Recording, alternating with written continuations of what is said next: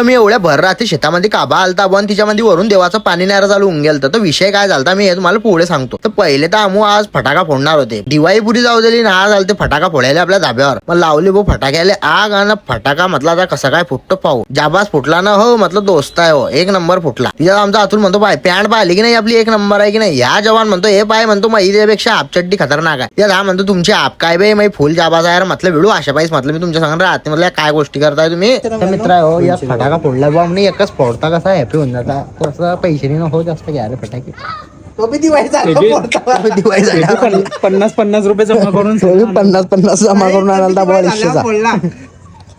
दिवाळी घाट्यात होती. आता पैसे आले म्हणून जमा करले ना आणला फटाका. तो दोस्त आहे ऐकल्या गोष्टी अशा जाबाज गोष्टी करता आमच्या माणसं. मग खाली आला भो मी आणि काया घोडा घेऊन सने आम्ही निघालते तिथे शेताकडे जायसाठी. का बरं आपल्याला नव्हतं मोटर चालू करायसाठी. मग इकडे आला बा शेतामध्ये 11:15 वाजता. म्हटलं कसं आहे 15 मिनिटं बाकी 11ला लाईट येते. आणि हे पहा दोस्त आहे आता सध्या एवढा हाल चालू आहे. मालाले भावनी काय नाही. आपली पेटी आरी पडली आहे ते उचलात नाही दिले पहिले उचलणी पडेल आणि माझे दंड्यान ठोकणी पडते मध्ये काही असे नशे. मग बोल लाईट तर काही येईल ना होती. म्हटलं चला तिकडे जाऊन म्हटलं हॉल पाहून घेऊ. हे तिच्यात देवाचं पाणी नाही राहून दे ना बे मौसम बसत बेकारच काम आहे. मग आधी आला आपल्या मक्यामध्येच पाणी होतं. आता चला दोस्त आहे हो आता पाहू म्हटलं काय ते लाईट. दोस्त आहे 12 वाजून 5 मिनिटं होऊन गेले बाकी लाईटचा काही पत्ता नाही. म्हटलं मित्र आहे हो लाईट काही येत नाही झाला घरी. म्हटलं आता 12:30 वाजून जायला आहे ना. देवाचा पाण्याचा मोसम तर झालाच आहे. देवाचं पाणी येईनच. दुसऱ्या दिवशी आपला लाल घोडा घेऊन मी निघालता व श्रद्धा सबुरीच्या शाळेमध्ये जायसाठी. का बरं फोन आला पण सबुरी लढते. मी समजून गेलता 8-15 दिवस आता सुट्ट्या पडल्या तिच्या मामाच्या घरी जायला होती. म्हटलं सर्व ड्रामे आहे. आडी आला तर स्माईलच सांगत होती ना. म्हटलं हा तोच डांग दिसतोय म्हटलं या. मग काय बो आडी साईन वगैरे करली. कवा शाळेतून घेऊन गेले कोण घेऊन गेले सर्व लिहून देणं पडते या शाळेमध्ये. असं सिस्टम आहे आताच्या शाळेमध्ये. आणि आमच्या टायमाले